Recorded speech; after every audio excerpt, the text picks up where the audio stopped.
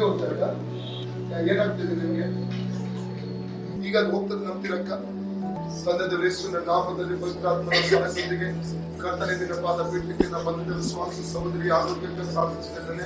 ಕರ್ತನೆ ಶಕ್ತಿ ಓಡುವಂತ ಆ ರೋಗತ್ವ ಶಕ್ತಿ ಕೂಡ ಬಿಟ್ಟು ಹೋಗಲಿ. ತನ್ನ ವೇದನೆ ಬಲ ಬದ್ಯ ಯೇಸು ನಾಮದಲ್ಲಿ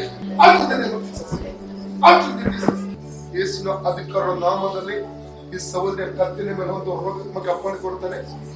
ಜೀಸಸ್ ಜೀಸಸ್ ಜೀಸಸ್ ಹೋಯ್ತಾ ಹೋಯ್ತಾ? ಏನೋ ಇನ್ನು ಹೋಯ್ತು ನಿಮ್ದೀಗ?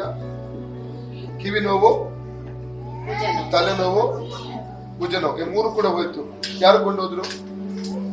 ಯೇಸುವೆ ನನಗೆ ಸೌಖ್ಯ ಕೊಟ್ಟದಕ್ಕಾಗಿ ನಿನಗೆ ಸ್ತೋತ್ರ.